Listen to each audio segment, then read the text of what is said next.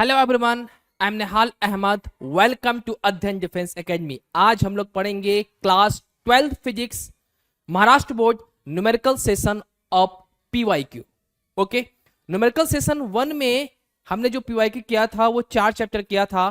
वो चैप्टर्स का नाम था mechanical properties of fluid, rotational dynamics, KTG and radiation and thermodynamics. ये न्यूमेरिकल सेशन 1 था। न्यूमेरिकल सेशन 2 में हमने जो ये पिछले जो लेक्चर्स था उसमें हमने डिस्कस किया था oscillation, superposition of wave, wave optics and electrostatic. तो आज हम लोग पढ़ेंगे न्यूमेरिकल सेशन 3 जिसमें वो चैप्टर्स का नाम है करंट, इलेक्ट्रिसिटी। सेकंड जो है magnetic material and EMI, and उसके बाद जो करेंगे electric field, magnetic field due to electric current.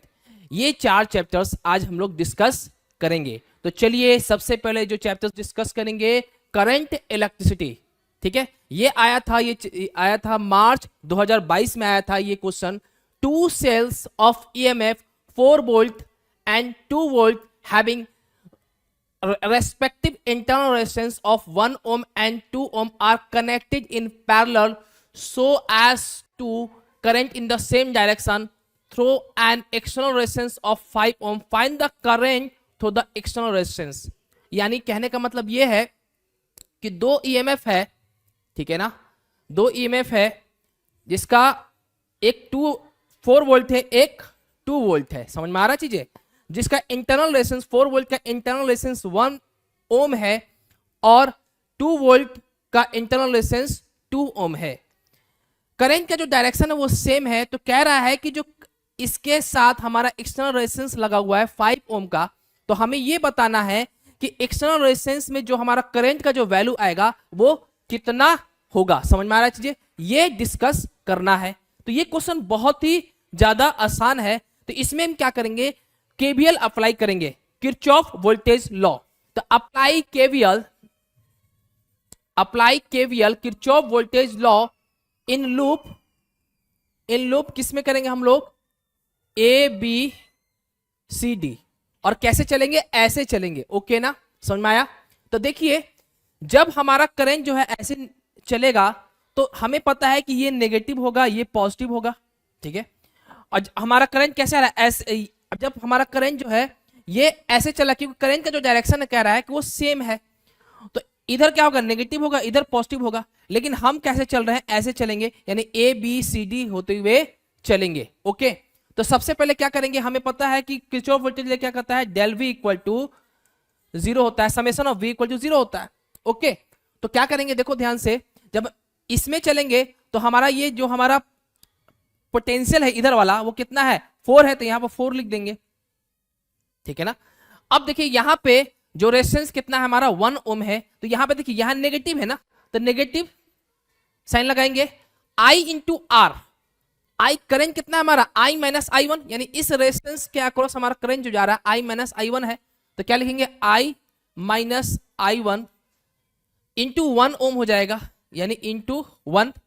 अब इसमें जाएंगे, इधर इस तरफ जाएंगे तो ये रेजिस्टेंस में इधर क्या आएगा, प्लस आएगा ना, तो यहां पे क्या लिखेंगे, प्लस 2 इंटू, इसमें करंट कितना है, इस रेजिस्टर के अक्रॉस I1 करंट है, तो यहां पर I1 लिख देंगे। और ये क्या है हमारा, नेगेटिव है ना, इधर बाद वाले देंगे नेगेटिव लेंगे, तो कितना लेंगे, -2 हो जाएगा इक्वल टू 0। समझ में आया अच्छे से? अब इसको सॉल्व कर लेते हैं। तो 4 minus I plus I1 plus 2I1 minus 2 equal to 0। Okay, तो अब जब इसको सॉल्व करेंगे क्या आएगा, 4 minus I plus 3I1 minus 2 equal to 0। इतना आ गया। अब देखो ध्यान से, ये कितना हो जाएगा, 4 माइनस 2 2 हो जाएगा, तो 2 minus I plus 3I1 equal to 0। Okay, तो हमारा 3I1 इक्वल टू क्या हो जाएगा, यहां पे I माइनस 2, यानी हमारा I1 का जो वैल्यू हो जाएगा यहां पे I माइनस 2/3, इक्वेशन 1। ओके, अब हम क्या करेंगे, फिर केबल लगाएंगे, इसमें केबल लगाएंगे DCEF। तो क्या लिखेंगे, अप्लाई केवीएल इन लूप किसमें, डी सी ई एफ, ठीक है ना। तो क्या होगा, अब देखिए यहां से ध्यान से कि ये जो हमारा, मैं इस तरफ ले रहा हूं तो पोटेंशियल यहां पे कितना आ जाएगा, 2 है ना, तो यहां पे 2 लिख देंगे। और यहां पे देखिए इस रजिस्टर के अक्रॉस कितना पोटेंशियल ड्रॉप होगा, माइनस लेंगे, बाद वाला ले रहे हैं, तो क्या होगा, माइनस कितना करंट है, आई इंटू I1 इंटू कितना है हमारा, 2 है। ओके, अब ये करंट कहां जा रहा है, इस रजिस्टर के अक्रॉस हमारा जो करंट आएगा कितना, 5I1 आएगा, लेकिन -5I1 आएगा माइनस की वजह से, तो यहां आप क्या लगाएंगे, -5I होगा, -5I इक्वल टू 0। ये होगा ना, समझ में आ रहा है, अच्छे से आ रहा है। ओके, इसमें किसी को डाउट है क्या।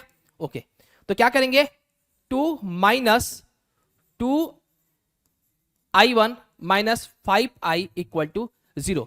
अब मैं क्या करूंगा, इक्वेशन 1 का यूज करके क्या करूंगा, I1 वैल्यू को रिप्लेस करूंगा I - 2/3 में, तो 2 - 2 इंटू I1 का वैल्यू क्या हो जाएगा हमारा, I - 2/3 minus 5I equal to 0, ठीक है।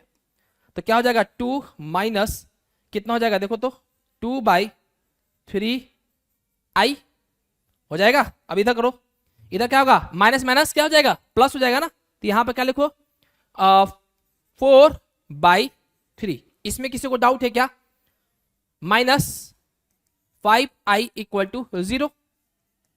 तो क्या होगा यहां पे देखो, अब हम करेंगे क्या, 2 + 4/3 इक्वल टू, दोनों को उधर ले जाओ, I वाला 5I क्या होगा, प्लस 2/3I। इसमें किसी को डाउट है नहीं। ओके, अब क्या करेंगे, 3 कितना हो जाएगा, ये हम बताओ जल्दी से, 3 6 हो जाएगा, 6 + 4 क्लियर, 6 + 4, ठीक है। ओके, इधर कितना हो जाएगा, 15I + 2I/3, 3 से 3 खत्म हो जाएगा, तो हमारा जो वैल्यू आ रहा है 10 इक्वल टू 17I। तो हमारा I का जो वैल्यू आएगा कितना आ रहा है, I इक्वल टू 10/17 एम्पियर। तो बस इसको संभल के चलना है, ऐसे हम लोग KVL अप्लाई करते हैं। ओके ना, आसान है ना। नेक्स्ट करते हैं, ठीक है। ओके, अब देखिए यहां पे ये क्वेश्चन में क्या है कि when two cells of EMF E1 and E2 are connected in series so as to assist each other, their balancing length on potentiometer wire is found to be 3.2 metre, है ना। इसका मतलब यहां क्या है कि हमारा जो दो सेल है वो क्या है, सीरीज में कनेक्टेड है, तो जिसका बैलेंसिंग लेंथ है यानी L1 कह रहा है यहाँ पे, वो कितना है हमारा 3.2 मीटर हो जाएगा। अब कह रहा है कि यही सेल को are connected in series so as to oppose each other, यानी ये एक नेगेटिव का, यानी क्या हो रहा है यहाँ पे, ये नेगेटिव को इसके साथ जोड़ेंगे, यानी इसको अपोज कर रहा है, यानी ये जो बैटरी है सेम डायरेक्शन में नहीं है, कैसे है, अपोजिट डायरेक्शन में है। तो इस समय हमारा जो L2 का जो वैल्यू आ रहा है वो कितना आ रहा है हमारा, कितना आ रहा है, कितना आ रहा है देखो तो ध्यान से, 0.7 मीटर आ रहा है। अब आपको पता है कि बैलेंसिंग कंडीशन क्या होता है कि अगर नेट ईएमएफ जो होगा वो क्या होगा, एल के डायरेक्टली प्रोपोर्शन होता है। इसका मतलब ये हुआ कि इसको जब हम नेट जो हमारा जो ईएमएफ जो आएगा उसको हम जोड़ देंगे, क्योंकि डायरेक्शन क्या है, सेम है ना, तो E1 + E2 is directly proportion to L1 हो जाएगा। अब इसको हम क्या करेंगे, E1 + E2 इक्वल टू क्या लिखेंगे, K L1 हो जाएगा। इसमें किसी को डाउट है क्या, है ना। तो अब यहां पे वैल्यू पुट कर देते हैं, E1 + E2 equal to L1 का वैल्यू कितना है 3.2, यानी 3.2 के इक्वेशन 1। यहां पे क्या होगा, यहां पे अपोजिट पोलैरिटी, तो इसको क्या करें, E1 - E2 हो जाएगा यहां पे। तो क्या लिखेंगे, E1 - E2, नेट जो EMF होगा E1 - E2 है वो किसके प्रोपोर्शनल है, L2 के प्रोपोर्शनल है, ठीक है ना। यही होगा ना, यही तो जब इसमें डिफ्लेक्शन हम चाहते हैं कि इसमें करंट बिल्कुल ना जाए, इसमें करंट हमारा क्या रहे, I इक्वल टू 0 रहे। तो इसका मतलब नल डिफ्लेक्शन पॉइंट क्या है, ये L2 है। तो यहां पे E1 minus E2 equal to लिख सकते हैं KL2। अब इसमें क्या करेंगे, E1 minus E2 equal to क्या करेंगे, L2 का वैल्यू पुट करेंगे। L2 का वैल्यू बताओ कितना है, 0.7 K। ये इक्वेशन 2 है। अब दोनों क्या करेंगे, डिवाइड कर देंगे तो K कट जाएगा। तो क्या करेंगे हम 1 को 2 के साथ डिवाइड कर देते हैं। तो क्या हो जाएगा, E1 plus E2 divide by E1 minus E2 equal to क्या हो जाएगा हमारा 3.2 अपन 0.7, ये हो जाएगा ना। देखो देखो कैसे सॉल्व करेंगे इसको, 7 E1 प्लस इधर होगा प्लस 7 E2 इक्वल टू क्या होगा, अब उसको उधर करो 32 E1 माइनस 32 E2, ये हो जाएगा। अब क्या होगा हमारा, देखो ध्यान से, इसको इधर लाओ तो क्या होगा, माइनस 25 E1 हो जाएगा। उसको उधर ले जाओ तो क्या होगा, माइनस 32 यानी 39 E2, ये कट जाएगा। तो हमारा E1 यहां से E1 बाई E2 क्या होगा आएगा, हमारा E1 बाई E2 क्या आ जाएगा, 39 बाई 25। ठीक है ना, समझ में आया। तो ऐसे आप कर सकते हो। ओके, नेक्स्ट है, देखो क्या है कि टू रेजिस्टेंस है, टू रेजिस्टेंस, देखो नेक्स्ट क्वेश्चन क्या है, two resistance X and Y are in the two gaps of a metre bridge. ये मीटर ब्रिज है जिसका, इसको क्या बोलेंगे, इसको मीटर ब्रिज बोलते हैं। Gives a null point of dividing the wire in the ratio 2:3 है ना। यानी ये L का वैल्यू क्या है, 1 मीटर है, यानी इसको हम 1 मीटर बोलेंगे, इसलिए इसको मीटर ब्रिज बोला जाता है। तो ये कह रहा है कि जब हमारा दो रेजिस्टेंस का, जो दो रेजिस्टेंस X एंड Y है, ठीक है, तो इसमें जो नल पॉइंट जो दे रहा है, यानी इस वायर का जो डिवाइड किया जा रहा है, तो 2:3 में है। इसका मतलब पता क्या है, इसका मतलब ये है कि X by Y equal to क्या हो जाएगा, 2/3 हो जाएगा। ये हमारा फर्स्ट केस है, केस 1। केस 2 में क्या है कि जब if each resistance increase by 30, यानी हर एक रेजिस्टेंस जो है 30 से इंक्रीज कर जा रहा है, तो नल पॉइंट जो है वो डिवाइड कर रहा है, रेशियो किसमें 5/6 रेशियो में डिवाइड हो जा रहा है। तो क्या करेंगे, दोनों का जो रेजिस्टेंस है उनको इंक्रीज हो रहा है 30 से जोड़ दो, तो x plus 30 plus Y by 30 कितना हो जाएगा, 5/6 हो जाएगा। ओके, अब क्या करो तुम यहां पे देखो, अब इसको ये इक्वेशन 2 हो जाएगा। ओके, अब इक्वेशन 1 और इक्वेशन 2 को सॉल्व करेंगे, ठीक है ना। तो पहले इक्वेशन 1 को देखो, हम ऐसे लिखेंगे, y इक्वल टू कितना हो जाएगा, y इक्वल टू हो जाएगा हमारा 3/2x, ये हो जाएगा ना, ये इक्वेशन 3 हो गया। ठीक है, तो y का वैल्यू क्या हो जाएगा हमारा 3/2x। अब इसका इसमें वैल्यू पुट करो, तो इसमें जब वैल्यू पुट करेंगे तो क्या आएगा, देखो तो x प्लस 30 डिवाइड बाई कितना, y का वैल्यू कितना है 3/2x plus 30 equal to 5/6। Okay, तो यहां पे x प्लस 30 डिवाइड बाई कितना हो जाएगा हमारा 2/3x प्लस 60 इक्वल टू 5/6 हो जाएगा। इसमें किसी को डाउट है क्या, नहीं ना, आसान है ना। अब ये 2 ऊपर चल जाएगा तो कितना हो जाएगा 2x plus 60/3x plus 60 equal to 5/6। Okay, अब इसको क्रॉस मल्टीप्लीकेशन करो तो कितना हो जाएगा 12x प्लस कितना हो जाएगा 360, 360 हो जाएगा ना, इक्वल टू ये कितना हो जाएगा 15x, ठीक है ना, प्लस 300। ठीक है, तो अब इसको क्या करो तुम यहां पे 12x को उधर ले जाओ, ठीक है ना, इधर लाओ, चलो, तो कितना हो जाएगा -2x हो जाएगा, इक्वल टू उसको उधर ले जाओ तो कितना हो जाएगा -60 हो जाएगा। तो हमारा x का वैल्यू क्या आ जाएगा यहाँ पे 20 ओम आ जाएगा।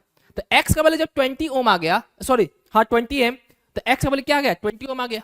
y का वैल्यू क्या हो जाएगा, यहां से निकालो, y को कितना है हमारा 3/2x है, तो 3/2x, x का वैल्यू क्या है हमारा 20 है, तो कितना हो जाएगा हमारा कितना 10, यानी कितना हो जाएगा 30 ओम। तो x का वैल्यू आपका 20 ओम एंड y का वैल्यू 30 ओम हो गया। ओके, नेक्स्ट करेंगे। देखिए नेक्स्ट क्वेश्चन क्या है, इसको थोड़ा सा अच्छे से समझेंगे।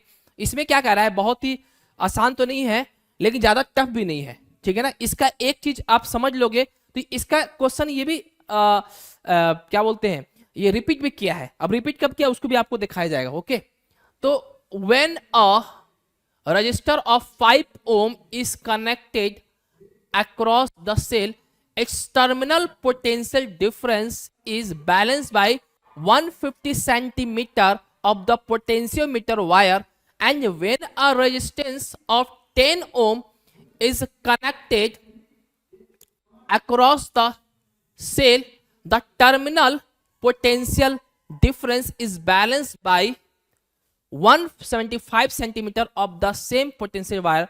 Find the balancing length when the cell is in open circuit and the internal resistance of the cell. देखिए सबसे पहले इसको समझना पड़ेगा।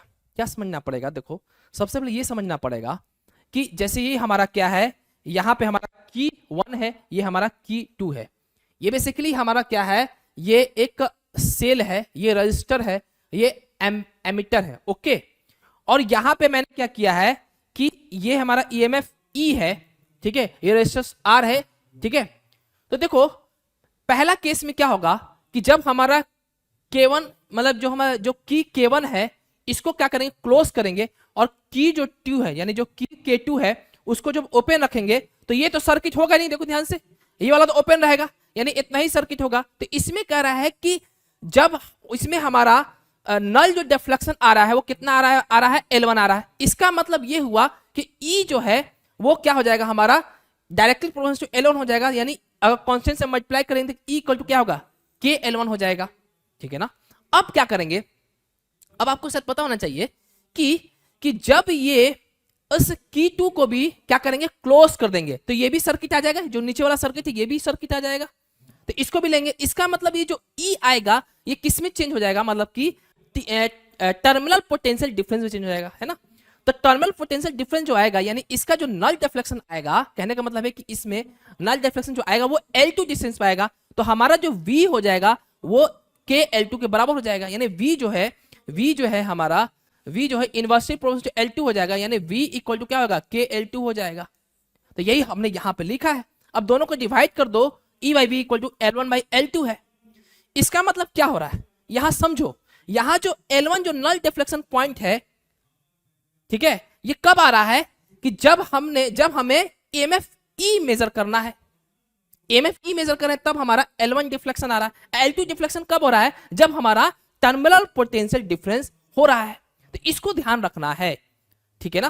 तो यहां पे वही कह रहा है, यहां पे क्या कह रहा है, देखो यहां पे कि इस potential difference is balanced bye 150 centimetre of the potentiometer wire. यानी यहां पे टर्मिनल पोटेंशियल डिफरेंस की बात कर रहा है कि जब बैलेंस कितना पे हो रहा है, 150 सेंटीमीटर पे हो रहा है। तो हमें क्या समझना है, यहां पे L1 दिया है कि L2 दिया है, L2 दिया है, यानी L2 यहां पे कितना दिया है, 150 सेंटीमीटर दिया है जब रजिस्टर का वैल्यू 5 ओम है, ठीक है। जब रजिस्टर का वैल्यू यहां पे 10 ओम हो जा रहा है तो इसका जो टर्मिनल पोटेंशियल डिफरेंस 125 सेंटीमीटर हो रहा है। यानी यहां फिर कह रहा है कि जब एक्सटर्नल रेजिस्टेंस R जो है वो कितना हो जा रहा है, 10 ओम हो जा रहा है, तो इसका जो टर्मिनल पोटेंशियल डिफरेंस जो हमारा जो बैलेंस लेंथ जो कर रहा है वो कितना है, 125 सेंटीमीटर है। इसका मतलब ये L2 दिया है, L1 नहीं दिया हुआ है। तो यहां पे कह रहा है कि हमें बताना है कि find the balancing length the cell is in open circuit.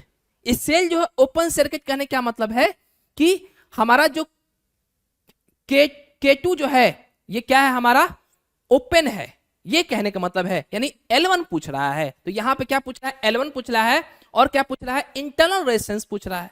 समझ में आ रहा चीजें। तो यहां पे देखिए, जब हम यहां पे बेसिकली जब आप टर्मिनल वोल्टेज और EMF के बीच में जो रिलेशन आता है वो ये आता है, R ये क्या हमारा इंटरनल रेजिस्टेंस है, ये हमारा एक्सटर्नल रेजिस्टेंस है, ये हमारा EMF है, ये हमारा टर्मिनल वोल्टेज है -1, ठीक है ना। अब चूंकि ये इक्वेशन है हमारा, ये इक्वेशन है E बाई V क्या है, L1 बाई L2 है, तो E बाई V1 V के जगह पे L1 बाई L2 लिख देंगे। तो हमारा R का जो वैल्यू आएगा वो कितना होगा, R इक्वल टू मतलब internal resistance equal to external resistance into L1 by L2 minus 1।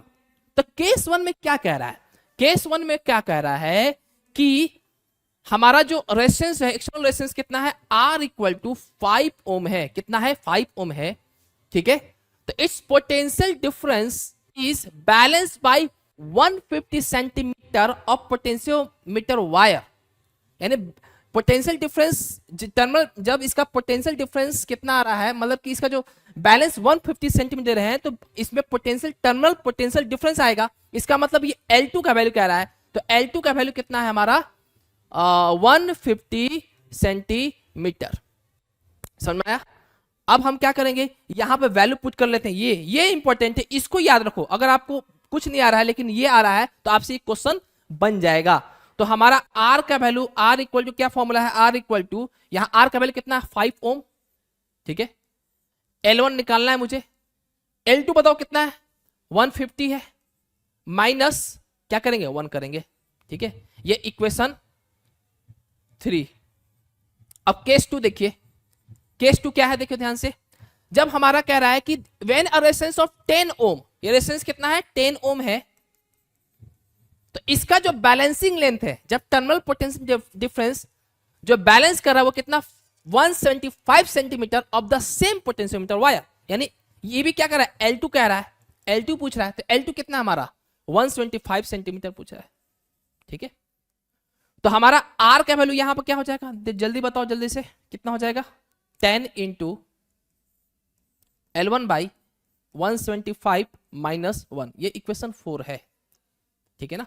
अब दोनों को बैलेंस कर दो, इक्वेशन 3 और 4 को बैलेंस कर दो तो क्या होगा, यानी इक्वेट कर दो तो क्या आ जाएगा 2 L1 upon 175 minus 1 equal to 5 into L1 by 150 minus 1। Okay, अब इसको काटेंगे तो कितना आएगा 2 से जाएगा, ठीक है। तो यहां पर क्या लिखेंगे इस चीज को 2, यहां पे बताओ, यहां पे क्या करेंगे हम, यहां पे 175 क्या लिख सकते हैं, देखो ध्यान से कितना लिख सकते हैं, देखो 1 अपॉन 25 इंटू 7 माइनस 1 है ना, इक्वल टू यहां पे क्या लिखेंगे, यहां पे करो, यहां पे इसको यूज करो, है ना। तो यहां पे L1 है ना, सॉरी, तो यहां पे कितना हो जाएगा L1 अपॉन 25 इंटू 6 माइनस 1, ये होगा। अब क्या करो, इसको मल्टीप्लाई करो तो कितना हो जाएगा 2L1 अपॉन में 25 into 7 minus 2 equal to L1 upon 25 into 6 minus 1, ये हो जाएगा। अब इस वैल्यू क्या करो, अब अपना समझ में आ गया, अब इसको मिटा देते हैं। ओके, 2L1 बाई 25 इंटू 7, इधर इसको इधर लाओ, L1 by 25 into 6 equal to क्या हो जाएगा, उधर जाएगा तो क्या होगा 1 हो जाएगा। इसको क्या करूंगा, यहां पे L1 बाई 25 कॉमन निकाल देता हूं तो कितना होगा 2 बाई कितना हो जाएगा 2 by 7 upon 1 by 6 equal to 1 हो जाएगा। L1 बाई 25 ये कितना हो जाएगा 7 छक्का 42, कितना हो जाएगा 12 माइनस 7 इक्वल टू 1, तो कितना हो जाएगा हमारा L1 इंटू 5 बाई कितना हो जाएगा, देखो 42 इक्वल टू कितना हो जाएगा 25। तो L1 इक्वल टू क्या हो जाएगा हमारा 25 इंटू 42 बाई कितना आ जाएगा 5। अब 5 5 25, यानी कितना आ जाएगा, देखो तो 5 10 और यानी 210 सेंटीमीटर हमारा L1 का वैल्यू आ जाएगा। अब उसके बाद क्या करेंगे, अब उसके बाद यहां पर इक्वेशन 3 में इसको पुट कर देंगे तो हमारा इंटरनल रेजिस्टेंस आ जाएगा। समझ में आ रहा है चीजें, क्या करेंगे यहां पे पुट कर देंगे तो इंटरनल रेजिस्टेंस आ जाएगा, तो हमारा R इक्वल टू 5, L1 का वैल्यू कितना है हमारा 210, तो 210 बाई 150 माइनस 1 ये हो जाएगा। ये कितना हो जाएगा हमारा 5 इंटू 21 माइनस 15 बाई 15 हो जाएगा। तो कितना हो जाएगा 5 इंटू 6 बाई 15 कितना हो जाएगा हमारा 5 इंटू 2 बाई कितना हो जाएगा 5 हो जाएगा, यानी कितना हो जाएगा अल्टीमेटली 2 ओम आ गया। तो हमारा L1 का वैल्यू हो जाएगा 210 सेंटीमीटर एंड इंटरनल रेजिस्टेंस का वैल्यू कितना हो जाएगा 2 ओम हो जाएगा। समझ में आसान है ना? ठीक है, थोड़ा सा प्रैक्टिस कर लेना है ना। अब देखिए यहां पे देखिए यही question same to same question जुलाई 2017 में आया हुआ है, आप कर उसी तरह आप इसको कर लेना, ठीक है ना? समझ में आया? हम दूसरा क्वेश्चन देखते हैं। ओके, ये वाला देखते हैं। ओके, अब कह रहा है यहां पे इस क्वेश्चन में देखिए क्या है कि find the total current I flowing through the following circuit. Okay, तो ये हमारा क्या है, इसमें कह रहा है कि इस सर्किट में हमारा करंट का वैल्यू क्या आएगा, यानी हमारा आई का वैल्यू पूछ रहा है, ठीक है ना? किसका वैल्यू पूछ रहा है? आई का वैल्यू पूछ रहा है। तो कैसे करेंगे देखिए ध्यान से, बहुत ही ज्यादा आसान क्वेश्चन है। इस क्वेश्चन में कुछ नहीं करना है, ये सिंपली इस सर्किट को पूरा सॉल्व करना है। इसका आर इक्विवेलेंट क्या होगा, अगर मैं इस सर्किट को ही सॉल्व करूं तो ये क्या है, देखो तो ध्यान से, ये दोनों किस में है, पैरेलल में है कि नहीं, पैरेलल में है कि नहीं? तो इसको जब पैरेलल में है तो हमारा पैरेलल में होगा, तो आर इक्विवेलेंट क्या होता है पैरेलल में R1 R2 अपन में R प्लस R2। R1 कितना है हमारा 8 है, भी कितना 8 है, और 8 प्लस 8 कितना हो गया 64 बाई 16, तो कितना हो गया 4 ओम हो जाएगा। यानी इसको कन्वर्ट करें किस में, देखो ऐसे कन्वर्ट हो जाएगा ये, ठीक है। यहां 5 वोल्ट है, यहां पे 1 ओम है, और यहां पे हमारा आर इक्विवेलेंट कितना आ गया 4 ओम है, ठीक है ना।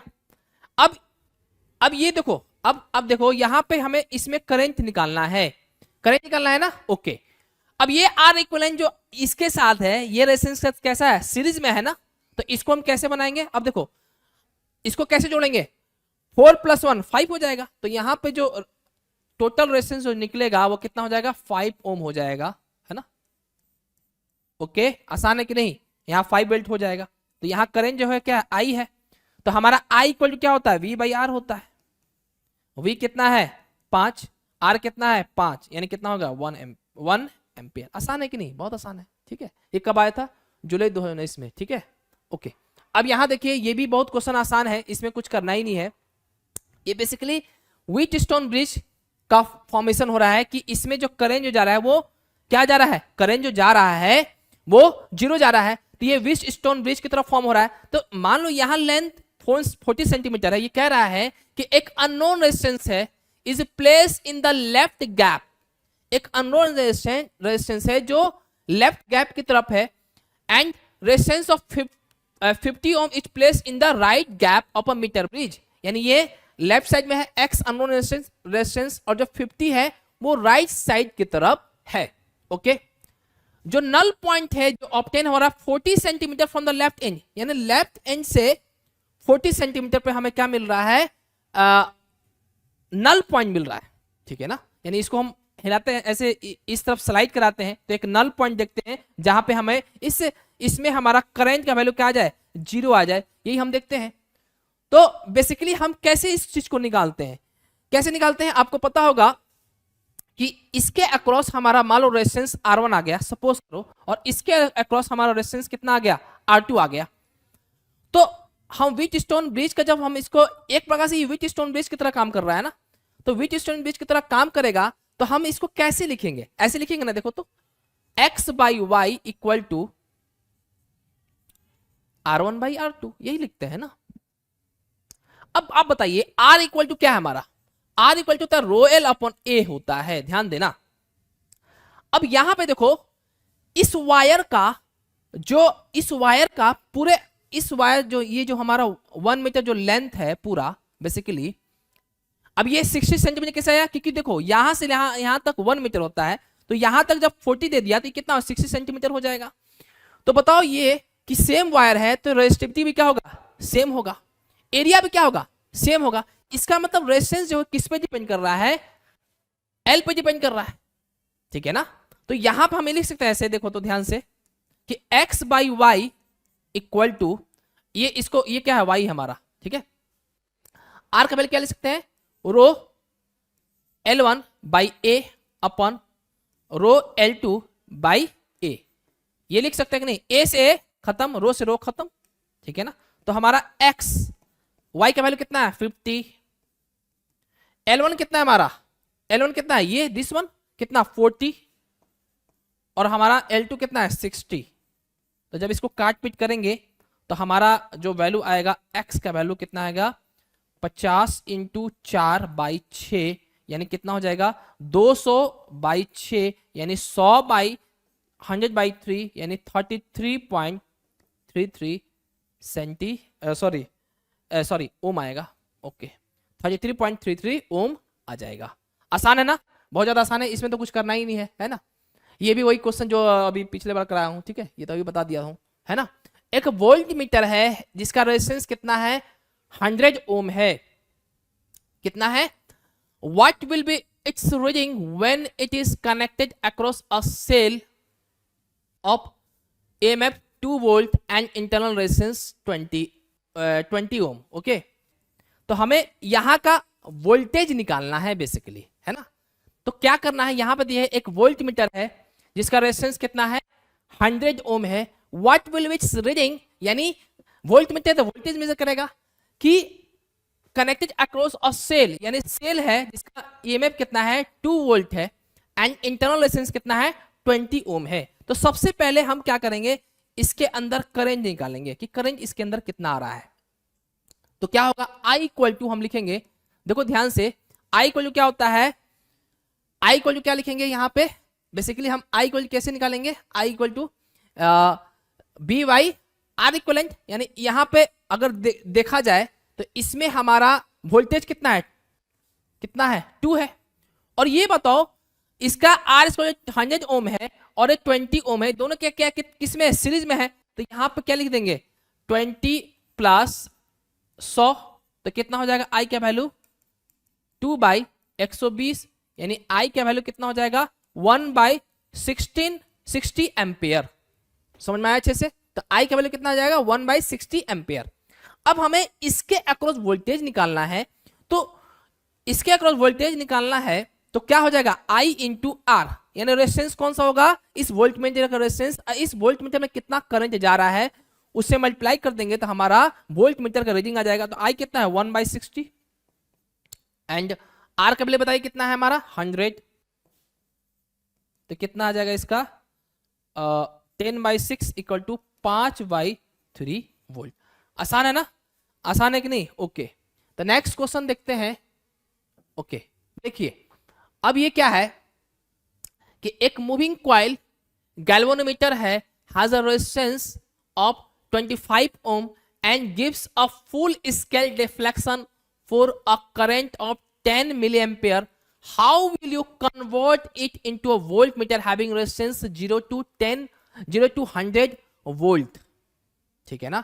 यानी ये बेसिकली पता है, ये जो रेंज जो देता है ना, तो इसमें क्या करना है आपको, ये मानना है कि जो मैक्सिमम जो वोल्टेज है उसी को कंसीडर करेंगे। तो यहां V का वैल्यू कितना है 100 वोल्ट है। तो बेसिकली इसको गैल्वेनोमीटर को हम क्या करते हैं, हमें किस में चेंज करना है, वोल्ट मीटर में चेंज करना है। तो याद ये रखना है कि जब कभी भी गैल्वेनोमीटर को वोल्ट में कन्वर्ट करते हैं तो हम क्या करते हैं कि एक हाई रेजिस्टेंस को हम क्या करते हैं गैल्वेनोमीटर के साथ सीरीज में जोड़ते हैं। समझ में आ रहा चीज है, ताकि हम वोल्टेज मेजर कर सके। ओके ना, समझ में आया, क्लियर। ओके, जब कभी भी हम गैल्वेनोमीटर को, याद रखना कि जब हम गैल्वेनोमीटर को एमीटर में चेंज करते हैं तो गैल्वेनोमीटर को हम लोग संट के साथ, यानी रेजिस्टेंस के साथ, जो उसका रेजिस्टेंस जो वैल्यू होना चाहिए बहुत ही कम होना चाहिए, वो पैरेलल में होता है। तो एमीटर में पैरेलल में जोड़ेंगे, अब वोल्ट मीटर में सीरीज में जोड़ेंगे, ठीक है ना। तो हमें बेसिकली निकालना क्या है, हमें ये रेजिस्टेंस जो हम सीरीज में जोड़ रहे हैं गैल्वेनोमीटर के साथ, उसका वैल्यू हमें निकालना है, ठीक है ना। तो बहुत ही आसान है, इसमें ज्यादा कुछ करना नहीं है। तो देखिए यहां पे क्या लिख सकते हैं, V इक्वल टू, पहले फॉर्मूला डिराइव कर लेते हैं। ये V है, पोटेंशियल डिफरेंस V है, ये क्या है, वोल्ट मीटर का वोल्टेज है। तो V इक्वल टू क्या हो जाएगा, यहां पे देखो IG, ये G क्या है, हम मान लेते हैं कि G क्या है, गैल्वेनोमीटर का रेजिस्टेंस है। तो IG इंटू G यानी current in galvanometer into galvanometer का रेजिस्टेंस प्लस, इसमें क्या होगा, इसमें भी IG करंट जाएगा, तो IG इंटू RS हो जाएगा। समझ में आया अच्छे से, ओके। तो क्या करना है बेसिकली, V हो गया। अब इसके बाद हम क्या करेंगे, इसको हमें निकालना क्या है, RS निकालना है। तो इसको कैसे करेंगे, हाँ, V इक्वल टू IG निकालो इंटू G प्लस RS हो जाएगा। तो क्या हो जाएगा हमारा, V minus IG, okay, V minus, sorry यहां पे ये नहीं होगा, V बाई IG होगा, V by IG equal to G plus RS। तो यहां पे जो RS का जो वैल्यू आएगा वो कितना होगा हमारा, V by IG minus capital G। तो V का वैल्यू कितना है हमारा, 100 वोल्ट, तो यहां पर लिख दें 100 वोल्ट, ठीक है। और हमारा IG का वैल्यू कितना है, 10 का पावर माइनस 2 एम्पियर, और G का वैल्यू कितना है, 25, ठीक है। तो यही निकालना है आपको, ठीक है ना। तो RS का जो वैल्यू हो जाएगा वो कितना हो जाएगा, 1 2 3 4, 10,000 माइनस 25। तो जब इसको कैलकुलेट करेंगे तो कितना आएगा, 9975 ओम आ जाएगा, ठीक है। तो बेसिकली इसमें रेजिस्टेंस ही पूछता है, ठीक है, ओके। अब नेक्स्ट जो देखेंगे यहां पे magnetic field due to electric current, है ना। अब जैसे आपको पता है कि जब कभी भी यहां पर क्या कह रहा है, calculate the current flowing through the two long parallel wire carrying equal current and separated by distance 1.35 centimetre experiencing a force per unit length of 4.76 into 10 की power minus 2 newton per metre. समझ में आया चीजें। तो इसमें आपको पता है कि जब कभी भी आपको शायद पता होगा कि अगर दो करंट है, यानी कहने का मतलब है कि दो पैरेलल वायर है, अगर सेम डायरेक्शन में मूवमेंट करता है तो उनके बीच में मैग्नेटिक फोर्स लगता है, और वो मैग्नेटिक फोर्स कैसा होगा, अट्रैक्टिव होगा कि रिपल्सिव होगा, ये बेसिकली कैसा होगा, अट्रैक्टिव होगा। और जब डायरेक्शन अपोजिट होगा तो वो क्या होता है, हमारा रिपल्सिव होता है, ठीक है ना। मैग्नेटिक फोर्स कैसा होगा, रिपल्सिव होगा, यानी दोनों के बीच में। तो यहां पे क्या दिख रहा है, यहां पे दोनों अट्रैक्टिव फोर्स लगाएंगे F, जिसको हम F बोलेंगे, ठीक है ना। तो बेसिकली यहां पे क्या निकालना है कि फोर्स पर यूनिट लेंथ निकालना है। मान लो यहां पर उसका जो लेंथ है इस वायर का L मान लो, ठीक है ना। तो अब हमें क्या निकालना है, बेसिकली यहां पे निकालना है करंट निकालना है, ठीक है। तो अगर मान लो इसमें करंट I1 जा रहा है, इसमें करंट I2 जा रहा है, और दोनों का करंट का वैल्यू कितना है, I2 equal to I1 equal to I है। तो हमें पता है कि फॉर्मूला क्या होता है, F by L equal to mu I1 I2 upon में 2 पाई D, यही होता है ना, यही फॉर्मूला होता है, ठीक है ना, और यही फॉर्मूला होता है, ओके, सही है, ओके। अब देखिए यहां पे देखो ध्यान से कि यहां फोर्स पर यूनिट लेंथ कितना दिया है, देखो ध्यान से, यहां पे देखो फोर्स पर यूनिट लेंथ यानी कितना दिया है, ये पूरा जो वैल्यू दिया है कितना दिया है, 4.76 इंटू 10 की पावर माइनस 2। अब म्यूनिट का वैल्यू कितना आता है, 4 पाई इंटू 10 की पावर माइनस 7। तो 4 पाई इंटू 10 की पावर माइनस 7 होता है। I1 I2 दोनों बराबर है तो I स्क्वायर लिख लो, डिवाइड बाई क्या करो, 2 पाई इंटू डी का, दोनों के बीच में डिस्टेंस कितना दिया है, देखो ध्यान से कितना दिया है, सेपरेटेड बाय डिस्टेंस 1.35 सेंटीमीटर, यानी इसको मीटर में चेंज करेंगे, 1.35 इंटू 10 की पावर माइनस 2। तो हमारा इसको जब हम कैलकुलेट करेंगे तो I का जो वैल्यू आएगा वो कितना आ रहा है, 56.69 एम्पियर, ठीक है ना, ओके। तो आसान क्वेश्चन है। और उसको देखो ये वाला भी क्वेश्चन जुलाई 2022 में ऐसा ही बनेगा जैसा मैंने अभी बताया, तो इसको भी आप कर लेना, ओके, वो मैं नहीं बताऊंगा, ठीक है। Calculate the value of magnetic field at a distance of 3 centimetre from a very long straight wire carrying a current 6 ampere. यानी एक वायर है, लॉन्ग वायर है, जिसमें करंट कितना जा रहा है, कितना जा रहा है, 6 एम्पियर जा रहा है। और कह रहा है कि magnetic field at A distance कितना, यानी कह रहा है कि कोई डिस्टेंस आर है, वो यहां पे हमें मैग्नेटिक फील्ड निकालना है, और वो आर का वैल्यू कितना है, 3 सेंटीमीटर है। ठीक है ना, समझ में आया चीजें? ओके, तो निकालना है कि मैग्नेटिक फील्ड क्या होगा। तो मैग्नेटिक फील्ड क्या होता है, म्यू नॉट आई अपॉन में 2 पाई आर, यही होता है ना। अगर कोई लॉन्ग वायर है और अगर किसी डिस्टेंस पे मुझे मैग्नेटिक फील्ड निकालना है, तो उसका जो वैल्यू आता है mu naught I upon 2 pi R होता है। म्यू नॉट का वैल्यू कितना होता है, 4 पाई इंटू 10⁻7, तो 4 पाई इंटू 10⁻⁻7। करेंट कितना दिया है, क्यों मिट जा रहा बार बार, करेंट का वैल्यू कितना है हमारा, 6 है, अपॉन में 2 पाई, आर का वैल्यू कितना है हमारा, आर का वैल्यू 3 सेंटीमीटर है, यानी 3 इंटू 10⁻⁻2। ठीक है, तो जब इसको जब मैं सॉल्व करूंगा तो इसका मैग्नेटिक फील्ड का जो वैल्यू आ रहा है, कितना आ रहा है, 4 इंटू 10⁻⁻ ठीक है ना। तो आसान है ना। बेसिकली आपको ये फॉर्मूला याद रखना है, ये फॉर्मूला आपको याद रखना है कि जब कभी भी लॉन्ग स्ट्रेट वायर रहे और किसी डिस्टेंस पे अगर हमारा मैग्नेटिक फील्ड पूछे, तो आपको ये फॉर्मूला आपको पता होना चाहिए, B equal to unit I upon 2 pi R, बाकी सब हो जाएगा। ठीक है ना, ओके।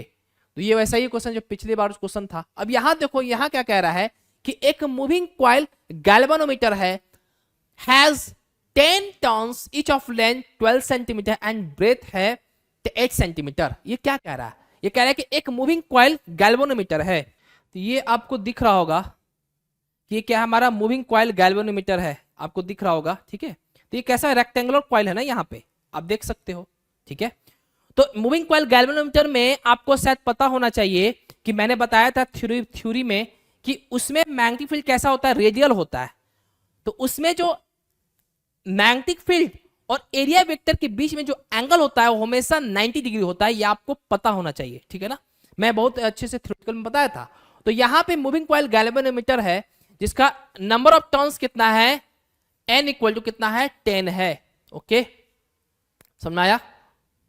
ओके, और उसके बाद जो लेंथ है, यानी कह रहा है ये जो लेंथ है, इसका जो लेंथ है, ये जो लेंथ जो आपको दिख रहा है, ये लेंथ, ये कॉइल हमारा कॉइल है ना, ये रेक्टेंगुलर कॉइल है, तो इसका जो लेंथ है वो कितना दिया है, 12 सेंटीमीटर दिया हुआ है। एंड जो ब्रेथ है ये वाला, वो कितना दिया है, 8 सेंटीमीटर दिया हुआ है। तो अल्टीमेटली हमारा एरिया क्या हो जाएगा, बताओ जल्दी से, 12 इंटू 8 है ना, सेंटीमीटर स्क्वायर हो जाएगा। अब हम चाहते हैं कि इसको मीटर में करें, तो 12 इंटू 8 इंटू 10⁻⁻4 मीटर स्क्वायर हो जाएगा, है ना। तो ये हमारा एरिया हो जाएगा। इसमें किसी को डाउट है क्या? ओके, अब कह रहा है करंट जो इसमें जो जा रहा है वो कितना जा रहा है, current I equal to 125 micro ampere, यानी 125 इंटू 10⁻⁻6 एम्पियर हो जाएगा। Is kept perpendicular uniform magnetic field B, यानी जो मैग्नेटिक फील्ड का जो वैल्यू है वो कितना है, 10⁻⁻2 टेस्ला हो जाएगा। अब ट्विस्ट कांस्टेंट क्या होता है भाई, तो ट्विस्ट कांस्टेंट K कह रहा है यहाँ पे, कितना है हमारा, 12 इंटू 10⁻⁹ न्यूटन मीटर पर डिग्री, इतना दिया है, डिग्री के फॉर्म में दिया है, न्यूटन मीटर पर degree. Okay, calculate the deflection produce, यानी ये 5 पूछ रहा है कि ये जो घूमेगा तो इसमें जो डिफ्लेक्शन जो आएगा वो कितना होगा, यानी ये 5 पूछ रहा है।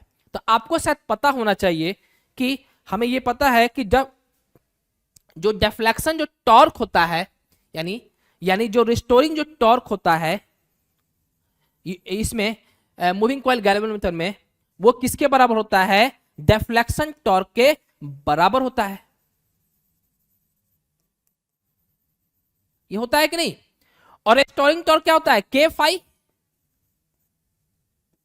ये ट्विस्ट कांस्टेंट, ये फाई क्या है, हमारा डिफ्लेक्शन है। आई डिफ्लेक्शन जो टॉर्क है ये क्या हमारे लिखते हैं, NIAB sin थीटा। अब इसमें जो एरिया वेक्टर और मैग्नेटिक फील्ड के बीच में जो एंगल होता है वो थीटा होता है, और इसमें मूविंग कॉइल गैल्वेनोमीटर में जो थीटा का वैल्यू होता है वो 90 डिग्री होता है, इसलिए साइन 90 का वैल्यू कितना हो जाएगा, 1 हो जाएगा। तो हम लिख सकते हैं कि हमारा जो फाई का जो वैल्यू आएगा वो कितना हो जाएगा, एन आई ए बी अपन में के। तो भाई ये क्यों हुआ, क्योंकि हमारा साइन थीटा इक्वल टू 1 आएगा, क्योंकि थीटा इक्वल टू कितना होता है, 90 डिग्री होता है, ठीक है ना। अब बस वैल्यू पुट कर लीजिए और आंसर पाइए। तो एन का वैल्यू कितना है हमारा, एन का वैल्यू कितना है हमारा 10 है, और करेंट का वैल्यू कितना है हमारा, करेंट का वैल्यू 125 इंटू 10 का पावर माइनस 6 एम्पियर हो जाएगा, ठीक है ना। और हमारा एरिया कितना होगा बताइए, एरिया, एरिया क्या होगा हमारा 12 इंटू 8 है ना, एरिया यही होगा ना, ओके 12 इंटू 8, ओके। तो 12 इंटू 8 इंटू 10 का पावर माइनस 4 हो जाएगा।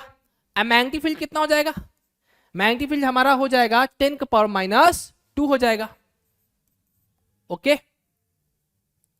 ओके ना, समझ में आया अच्छे से, इसमें किसी को डाउट है क्या, ओके। और हमारा देखो के का वैल्यू जो आ रहा है वो कितना आ रहा है हमारा, के का वैल्यू यहां कितना निकाले हैं, के का वैल्यू यहां पर देखो 12 इंटू 10 का पावर माइनस 9। अब जब इसको सॉल्व करोगे, कैलकुलेशन आसान है, टफ नहीं है, तो इस सॉल्व करोगे तो इसका जो वैल्यू आ रहा है 10 डिग्री आ रहा है, कितना आ रहा है 10 डिग्री। तो ये बहुत क्वेश्चन आसान है, ठीक है, आगे चलेंगे। अब ये क्या कर रहा है देखो, इसमें तो कुछ करना ही नहीं है, एक साइक्लोट्रॉन है, is use to accelerate proton to a kinetic energy, ये गुमराह करने के लिए दिया है, काइनेटिक एनर्जी कितना दिया है 5 mega electron volt equal to 5 into 10 का पावर 6 इलेक्ट्रॉन वोल्ट, इसका यूज ही नहीं है, ठीक है ना। If the strength of magnetic field in the cyclotron is 2 tesla, यानी बी का जो वैल्यू है वो कितना 2 टेस्ला दिया हुआ है। फाइंड द रेडियस, यानी क्या निकालना है, रेडियस निकालना है, and the frequency needed for the applying alternating voltage of the cyclotron, यानी फ्रीक्वेंसी, यानी इसमें एसी यूज किया जा रहा है साइक्लोट्रॉन में, साइक्लोट्रॉन में एसी यूज करते हैं क्योंकि आपको पता है कि उसमें इलेक्ट्रिक फील्ड होता है और मैग्नेटिक फील्ड भी होता है, उसका मैंने थ्योरेटिकल पोर्शन बताया हूं, आप थ्योरेटिकल पोर्शन में जाकर आप देख सकते हैं। Electric magnetic field due to electric current में आप साइक्लोट्रॉन जाके पढ़ेगा, आपको सब चीजें यहाँ पे समझ में आ जाएगा कि कैसे कोई इक्वेशन कैसे आता है, ठीक है ना। अब यहां पे वेलोसिटी ऑफ प्रोटॉन कितना दिया है 3 इंटू 10 का पावर 7 मीटर पर सेकेंड दिया हुआ है। तो आर का वैल्यू क्या है, आर निकालना मतलब आर इक्वल टू होता है mv बाई क्यूबी, यहां m क्या है, मास ऑफ प्रोटॉन है, तो मास ऑफ प्रोटॉन कितना होता है, मास ऑफ प्रोटॉन होता है 1.67 इंटू 10 का पावर माइनस 27 होता है। अब वेलोसिटी कितना दिया है 3 इंटू 10 का power 7 divide by charge of proton कितना होता है यहाँ पे, Q क्या है, Q इक्वल टू क्या है हमारा N ही होता है, N क्या है नंबर ऑफ प्रोटॉन, तो N का वैल्यू 1 है ना, तो यानी Q इक्वल टू क्या हो जाएगा E के बराबर हो जाएगा, तो E का वैल्यू कितना है 1.6 इंटू 10 का पावर माइनस 19, और मैग्नेटिक फील्ड कितना दिया हुआ है हमारा 2 टेस्ला, तो इसका जो वैल्यू आ जाएगा R का वैल्यू जब इसको सॉल्व करेंगे 0.156 मीटर, ओके। अब हम फ्रीक्वेंसी निकालेंगे, तो फ्रीक्वेंसी क्या होता है 2 पाई m बाई क्यूबी, ये होता है ना। तो इसमें भी क्या करना है हमें, m क्या है मास ऑफ प्रोटॉन, यानी 2 इंटू 3.14, मास ऑफ प्रोटॉन कितना है 1.67 इंटू 10 का पावर माइनस 27, Q कितना है हमारा 1.6 है इंटू 10 का पावर माइनस 19 इंटू 2, जब इसको सॉल्व करेंगे तो इसका वैल्यू आएगा फ्रीक्वेंसी का 3.049 इंटू 10 का पावर 7 हर्ज। तो इसमें ज्यादा कुछ करना है नहीं, ठीक है, आप एक क्वेश्चन कर सकते हो। अब देखिए यहां पे इसको समझना है, एक क्वाइल है, a coil has n turns, each of cross section area 1.6 centimeter square, the axis of the coil is kept inclined at 30 degree with the direction of uniform magnetic field of induction 2 Newton per ampere meter. The torque of 0.02 Newton meter is experienced by the coil when a current flows is 125 ampere flows through each turn. Calculate n, ये देखिए और ये देखिए, ठीक है। तो axis का direction इस तरफ है, ठीक है, अब मैग्नेटिक फील्ड का डायरेक्शन किधर है, इस तरफ है ऐसे, ठीक है। तो इसके बीच में एंगल कितना है हमारा 30 डिग्री दिया हुआ है। हमारा एरिया वेक्टर डायरेक्शन कौन होगा, ये होगा ना। अब कॉइलिंग जो करते हैं तो रेक्टेंगल यहां बनता है, तो हमारा एरिया वेक्टर डायरेक्शन ये होता है। यानी आप ऐसे समझो कि जैसे ये हमारा क्या है, ओ सॉरी, यहां देखो, ये जैसे ये हमारा है, ठीक है, ये समझो कि ये हमारा क्या है, एक ये हमारा एक्सिस होता है, ठीक है, किसका, ये सिलेंडर है। तो ये जो हमारा मैग्नेटिक फील्ड का जो डायरेक्शन होगा, ये बेसिकली जो है मैग्नेटिक फील्ड डायरेक्शन क्या होगा, ये वाला है। ये कितना दिया है हमारा 30 डिग्री। और इसका एरिया वेक्टर डायरेक्शन तो ये होगा ना, इस डायरेक्शन में होगा एरिया वेक्टर डायरेक्शन। समझ में आया चीजें। तो ये 30 डिग्री है, तो ये कितना हो जाएगा 60 डिग्री हो जाएगा। तो हमारा यहाँ पे ये हमारा मैग्नेटिक फील्ड का डायरेक्शन है और ये हमारा एक्सिस का डायरेक्शन है, ये वाला, ठीक है। तो इसके बीच में एंगल 30 डिग्री दिया हुआ है, ठीक है। और ये हमारा this is the direction of area vector. आप खुद देखो ना, जब मैं इसको कॉइलिंग करूंगा, कॉइलिंग जब ऐसे करूंगा तो ये डायरेक्शन होगा एरिया वेक्टर का डायरेक्शन। तो वही मैंने लिखा है कि यहाँ एरिया वेक्टर डायरेक्शन इधर है। तो यहाँ पे मैग्नेटिक फील्ड और एक्सिस के बीच में डायरेक्शन है, कितना दिया है 30 डिग्री दिया है। तो मैग्नेटिक फील्ड और एरिया वेक्टर के बीच में एंगल कितना होगा 60 डिग्री होगा। तो यहाँ पे आप 60 डिग्री कह सकते हो। समझ में आया अच्छे से। इसमें किसी को डाउट है क्या? ओके चलो, इसमें किसी को डाउट है क्या? चलो इतना समझ में आ गया। तो यहाँ पे जो टॉर्क का जो वैल्यू आता है, टॉर्क इक्वल टू होता है NIAB साइन थीटा, ये होता है। हमें निकालना क्या है, हमें बेसिकली निकालना क्या है, n निकालना है। यानी ये n निकालना है, ये इसको निकालना है। तो टॉर्क का वैल्यू कितना दिया है, देख लो। टॉर्क का वैल्यू दिया है 0.02। n हमें निकालना है, जिसको हम स्मॉल n से रिप्रेजेंट करेंगे, कैपिटल N को n से रिप्रेजेंट कर दिया। I का वैल्यू कितना दिया है 1.25 एम्पियर, ठीक है। A का वैल्यू कितना हो जाएगा, एरिया वेक्टर देखो यहाँ कितना दिया है, each of cross section area 1.6 centimetre square. तो इसको मीटर में चेंज करो तो 1.66 इंटू 10⁻⁴ मीटर स्क्वायर में हो जाएगा। हमारा बताओ मैग्नेटिक फील्ड का वैल्यू कितना हो जाएगा, बताओ कितना दिया हुआ है, 2 दिया हुआ है, ठीक है। और साइन कितना है, साइन 30, साइन कितना हो जाएगा, साइन 60 हो जाएगा। समझ में आया? ओके ठीक जाएगा, 60 डिग्री हो जाएगा। तो यहाँ पे जब हम n का सॉल्व करेंगे तो n का जो वैल्यू आएगा वो आएगा 57.73, यानी हमारा जो आएगा कितना आएगा, अप्रोक्सीमेटली 58 टन्स आ जाएगा। समझ में आया चाहिए। तो देखो एक और क्वेश्चन हम दिखाएंगे। उस क्वेश्चन में क्या दिया हुआ है, सब कुछ दिया हुआ है ये, लेकिन यहाँ पे n भी उसमें n भी दिया हुआ है, लेकिन हमें क्या निकालना है, टॉर्क निकालना है, ठीक है ना। तो उसको मैं सॉल्व नहीं करूंगा, ठीक है। तो यहाँ सब चीज दिया हुआ है, n भी दिया है, नंबर ऑफ टर्न्स दिया हुआ है, हमारा इंक्लाइन दिया हुआ है कि 30 डिग्री है, मतलब जो भी वहां पे एंगल दिया हुआ है, ठीक है। करेंट भी दिया हुआ है वहां पे, है ना, एरिया भी दिया हुआ है। टॉर्क निकालना है, तो टॉर्क निकालना है तो यही फॉर्मूला हम लगा देंगे, NIAB साइन थीटा। समझ में आया चीजें। तो देखिए उस क्वेश्चन को क्या कहाँ पे है, देख लेते हैं उस क्वेश्चन को। ये क्वेश्चन यहाँ पे, ये क्या, अरे नहीं है क्या, वो क्वेश्चन कहाँ पे, हाँ ये वाला देखिए वही है। एक क्लोज विंड n दिया हुआ है, n दिया हुआ है ना, ठीक है। n का वैल्यू 1000 दिया हुआ है, ठीक है। एंड हमारा एरिया कितना दिया है, 2 इंटू 10⁻⁴ मीटर स्क्वायर दिया हुआ है। करंट कितना दिया है, 1 एम्पियर दिया हुआ है ना। In the horizontal plane with its axis, यानी एक्सिस वही कह रहा है, मैं making an angle 30 degree with the direction uniform magnetic field, यानी थीटा हमारा कितना दिया है, थीटा दिया है बेसिकली 90 माइनस 30 60 डिग्री दिया हुआ है, ठीक है। और हमारा जो मैग्नेटिक फील्ड होगा वो कितना दिया है 0.16 टेस्ला। तो कह रहा है कि टॉर्क कितना होगा, टॉर्क वही फॉर्मूला लगा दो, NIAB साइन थीटा। तो n का वैल्यू कितना दिया हुआ है हमारा 1000 दिया है, I का वैल्यू कितना दिया 1 दिया है, A का वैल्यू कितना दिया हुआ है 2 इंटू 10⁻⁴ दिया हुआ है, B का वैल्यू कितना दिया है 0.16 दिया है, और थीटा कितना हो जाएगा हमारा साइन 60 हो जाएगा, बस खत्म। तो इसका जो आंसर आएगा टॉर्क का वैल्यू 0.0277 न्यूटन मीटर, ठीक है। तो देखो सेम टाइप के क्वेश्चन आते हैं, है ना। ये वाला कर लेते हैं, ये हो गया, हाँ ये वाला ओके। अब ये क्वेश्चन थोड़ा सा ठीक है। In a cyclotron magnetic field of 1.4 weber per metre square. आप साइक्लोट्रॉन आप जाकर पढ़ लेना, थ्योरेटिकल पोर्शन में है, ओके। वहां पर सर्च कीजिएगा कि अध्ययन डिफेंस एकेडमी, ओके, अध्ययन डिफेंस एकेडमी में आपको प्लेलिस्ट मिल जाएगा, ठीक है, थ्योरेटिकल पोर्शन में, ठीक है ना, फिजिक्स का।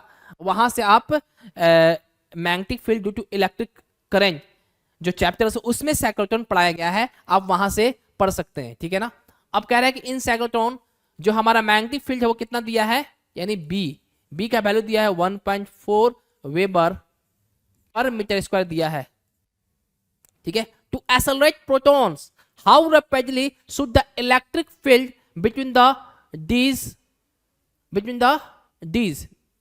We reverse. बेसिकली जो हमारा इलेक्ट्रिक फील्ड जो चेंज करता है वो बेसिकली टाइम जो होना चाहिए वो कितना होता है, टाइम पीरियड बाई 2 टाइम से रिप्लेस करता है। अगर टाइम पीरियड 1 सेकेंड है तो जो इलेक्ट्रिक फील्ड रिवर्स करेगा वो हाफ सेकेंड में रिवर्स होगा, ठीक है। तो हमें वो टाइम निकालना है कि वो कितना होगा। अगर टाइम पीरियड 2 मिनट है तो जो टाइम लगेगा 1 मिनट होगा, ठीक है ना, समझ में आना चाहिए। 1 मिनट में हमारा इलेक्ट्रिक फील्ड रिवर्स होगा। हम एक एग्जांपल बता रहे हैं। तो यहाँ पे मैग्नेटिक फील्ड दिया हुआ है, यहाँ पे हमारा मास ऑफ प्रोटॉन दिया है, कितना दिया है 1.67 इंटू 10 का पावर माइनस 27।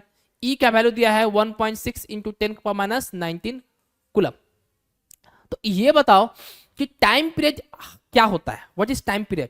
तो टाइम पीरियड हमें पता है कि टाइम पीरियड इक्वल टू क्या होता है 2 पाई एम बाई क्यू बी, ये होता है कि नहीं।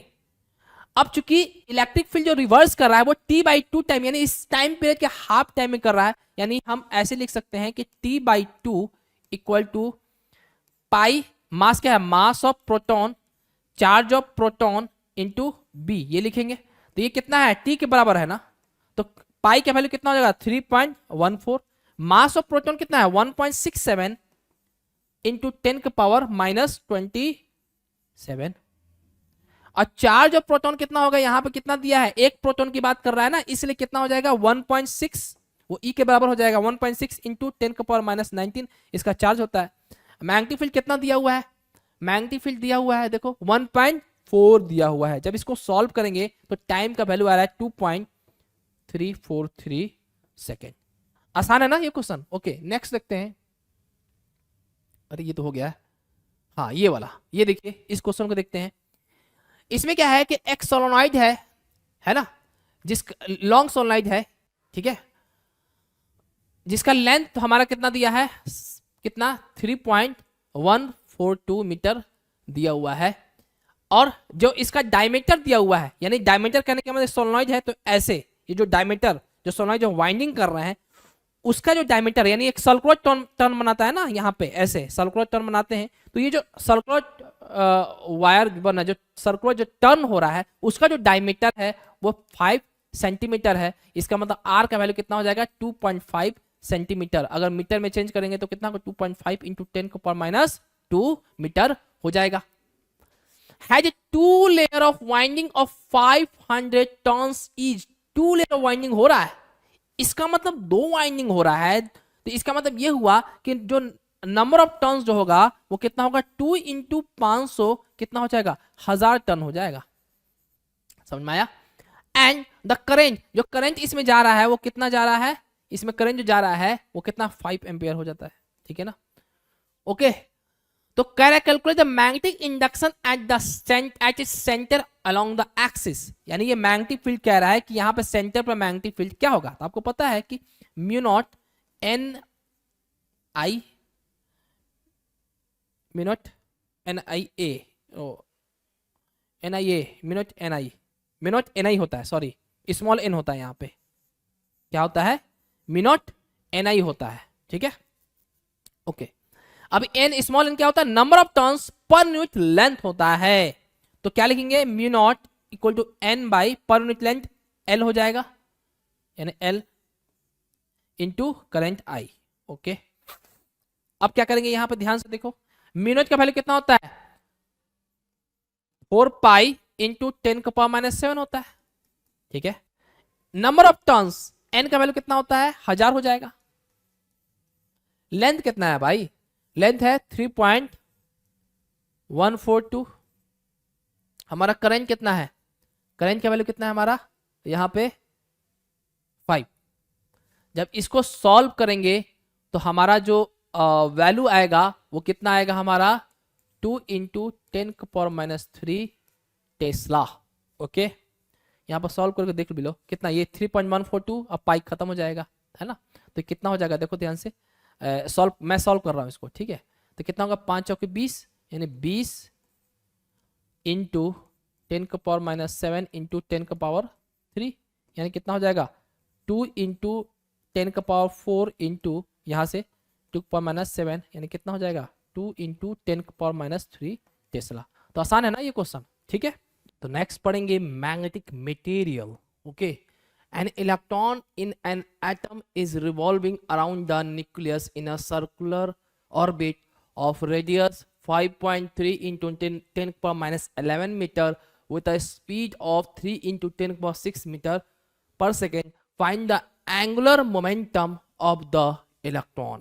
ओके, तो आपको ये निकालना है। ये क्या कह रहा है, कह रहा है कि जैसे हमें पता है कि बीच में क्या होता है, न्यूक्लियस होता है, और इसके आजू बाजू क्या होता है, इलेक्ट्रॉन होता है। तो एक इलेक्ट्रॉन है जो न्यूक्लियस के चारों तरफ घूम रहा है, ठीक है, जिसका रेडियस क्या है r है, जिसका मास कितना है इलेक्ट्रॉन का me है, और जिसका वेलोसिटी क्या है v है। तो यहाँ पे जो r दिया हुआ है वो कितना दिया हुआ है 5.3 इंटू 10⁻11 मीटर दिया हुआ है, ठीक है ना। और जो स्पीड दिया हुआ है वो कितना दिया है हमारा 3 इंटू 10⁻6 मीटर पर सेकेंड। ये समझ में आ रहा है अच्छे से।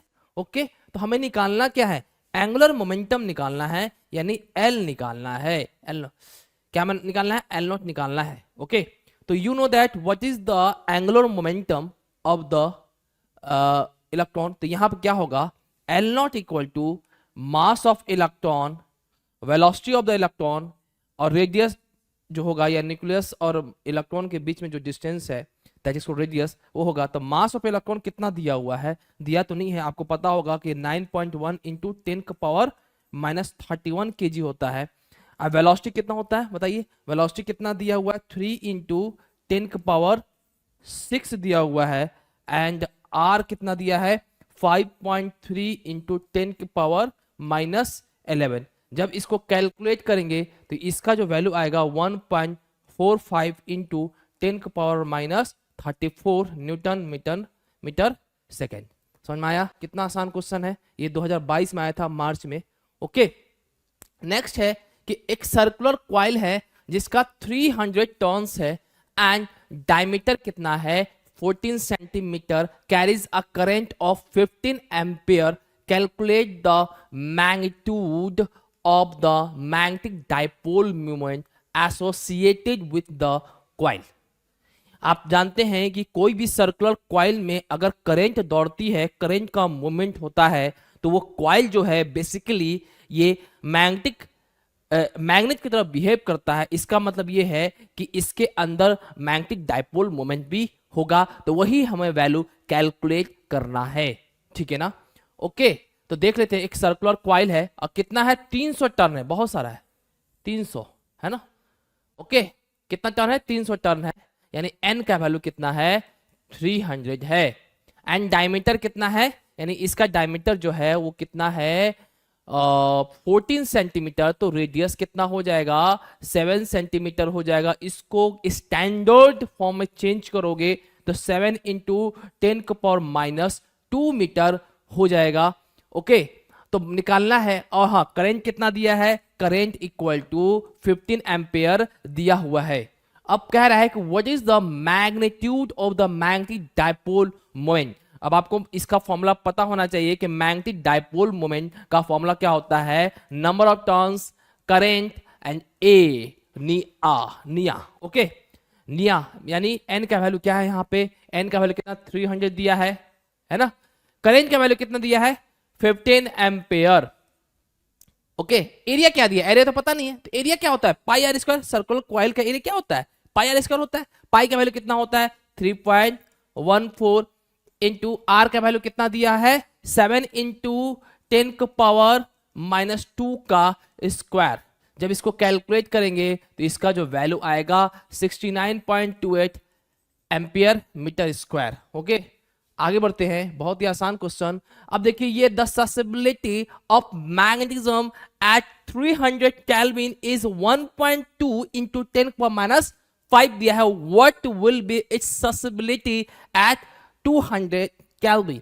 बेसिकली जो ससेबिलिटी होता है वो हमारा टेम्परेचर के इनवर्सली प्रोपोर्शन होता है। समझ में आया चीजें? इसका मतलब ये हुआ, इस जब ये हम जानते हैं कि ससेबिलिटी है टेम्परेचर के इनवर्सली प्रोपोर्शनल होता है, तो इसको हम ऐसे भी लिख सकते हैं कि ससेबिलिटी 1 यानी x1 by x2 equal to T2 by T1 हम लोग लिख सकते हैं। और यहां पे क्या दिया, susceptibility of magnetism at 300 kelvin, यानी T1 का वैल्यू दिया है 300 केल्विन, तो ससेबिलिटी कितना दिया है, तो T1 कितना दिया है, 300 केल्विन दिया है, तो ससेबिलिटी कितना दिया है, x1 इक्वल टू दिया है 1.2 इंटू 10⁻⁵ दिया है। What will be its susceptibility at 200 kelvin, यानी हमें T2 दिया हुआ है कितना, 200 केल्विन, तो हमें क्या निकालना है, x2 निकालना है। तो बस इसमें हम इस चीज को लिख देते हैं, जो वैल्यू दिया है x1 कितना दिया हुआ है, x1 दिया है 1.2 into 10⁻⁵, x2 equal to T2 कितना दिया हुआ है हमारा 200 अपन में T1 कितना दिया है 300। इसमें किसी को डाउट है क्या? ओके, सब सही है। ओके, ये 2 जीरो खत्म। तो x2 का जो वैल्यू होगा यहाँ पे, x2 इक्वल टू हो जाएगा यहाँ पे 3 इंटू 1.2 इंटू 10⁻⁵ डिवाइड बाई 2, तो कितना हो जाएगा, ये 1.2 कितना कर, जब 1.2 को 2 से डिवाइड कर तो 0.6 होगा, यानी 3 इंटू 0.6 इंटू 10⁻⁵, यानी इसका जो वैल्यू आएगा 1.8 इंटू 10⁻⁵, इतना आंसर आ जाएगा। ठीक है, आसान है ना। तो नेक्स्ट क्वेश्चन देखेंगे, the susceptibility of magnetism at 300 kelvin is 1.2 into 10⁻⁵, यानी T1 का वैल्यू कितना दिया है, 300 केल्विन दिया हुआ है, और x1 कितना दिया है 1.2 into 10⁻⁵। At what temperature the susceptibility will decrease by, यानी ये ऐसे कह रहा है x1 minus x2 equal to दिया हुआ है 0.4 इंटू 10⁻⁵। यहां समझिएगा, यहाँ पे बाई है ना। अगर यहाँ बाई की जगह 2 होता तो ससेबिलिटी जो 2 हो जाता है उसका वैल्यू कितना होता है, x2 का वैल्यू 0.4 इंटू 10⁻⁵ होता है, लेकिन यहाँ डिक्रीज बाई कह रहा है, इसलिए दोनों का ससेबिलिटी का डिफरेंस लेंगे। ओके, तो अब देखिए x1 का वैल्यू कितना है, x1 कितना निकालेंगे, x1 का वैल्यू हमें पता है कितना दिया है 1.2 इंटू, यहां पे नहीं, रुको इसको मिटा देते हैं,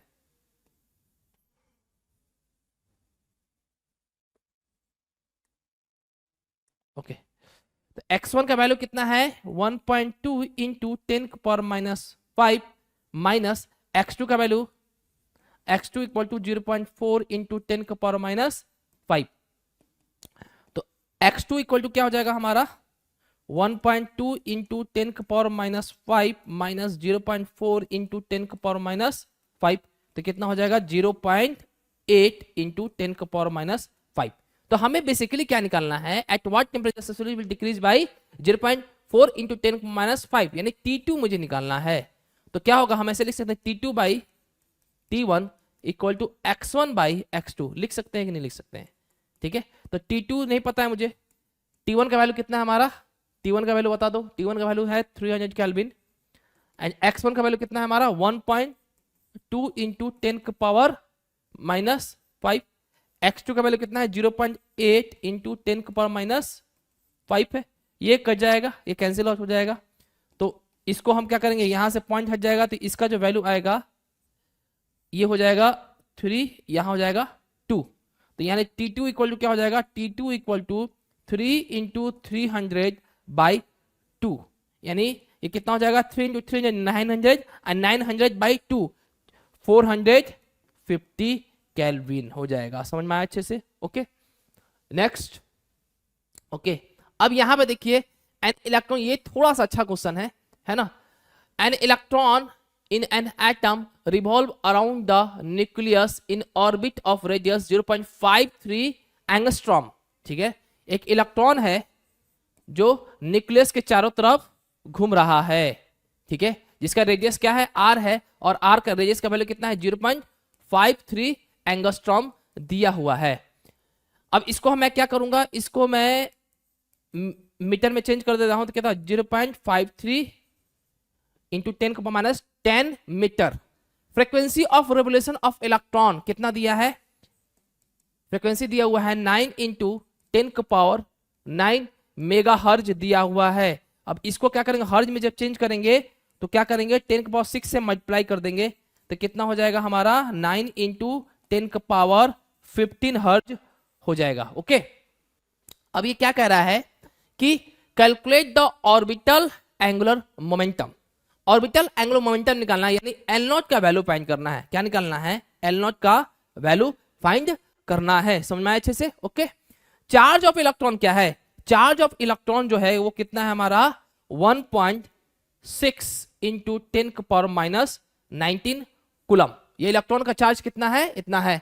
गायरोमैग्नेटिक रेशियो, गायरोमैग्नेटिक रेशियो, हम गायरोमैग्नेटिक रेशियो को हम जीआर से रिप्रेजेंट कर रहे हैं, ठीक है, गायरोमैग्नेटिक रेशियो यानी जीएमआर कर दे रहे हैं। ओके, जीएमआर का वैल्यू कितना दिया है हमारा 8.8 इंटू 10⁻10। आप पूरा लिखिएगा, गायरोमैग्नेटिक रेशियो पूरा लिखिएगा, मैं यहां पे शॉर्ट में लिख रहा हूं, ठीक है।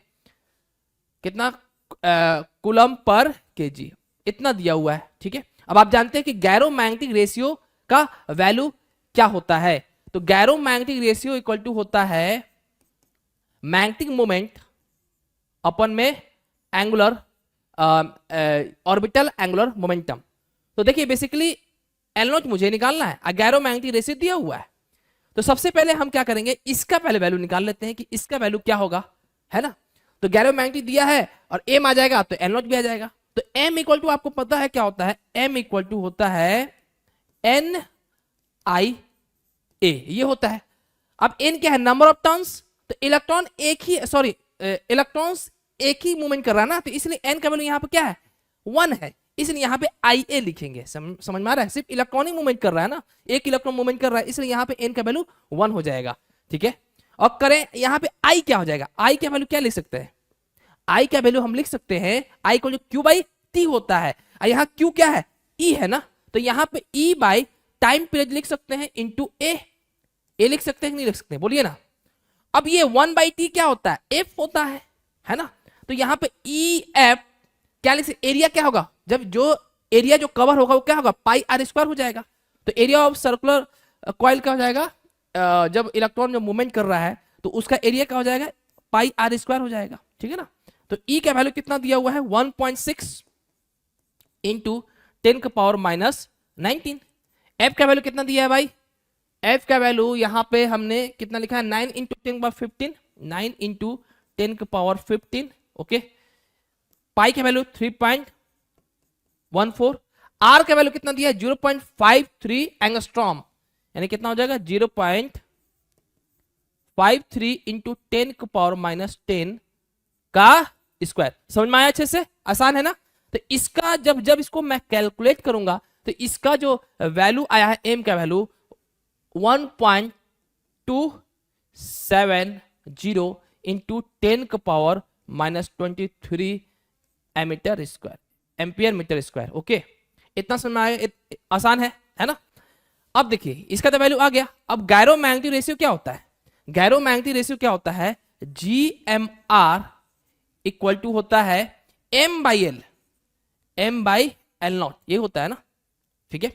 तो एल नॉट निकालेंगे, तो एल नॉट निकालेंगे तो क्या होगा M बाई GMR, यानी गायरोमैग्नेटिक रेशियो। एम का वैल्यू कितना है 1.27 into 10⁻23 divide by GMR, gyromagnetic ratio का वैल्यू कितना है 8.8 इंटू 10⁻10। तो यहां एल नॉट का जो वैल्यू अल्टीमेटली जो आ रहा है वो कितना आ रहा है 0.1443 इंटू 10⁻33 kg मीटर स्क्वायर पर सेकेंड। तो एल नॉट का वैल्यू ये होगा। कितना आसान क्वेश्चन, ज्यादा टफ नहीं, हाँ थोड़ा कैलकुलेशन टफ हो सकता है, तो कैलकुलेशन तो पार्ट आपका है, आप कर लेना, ठीक है ना।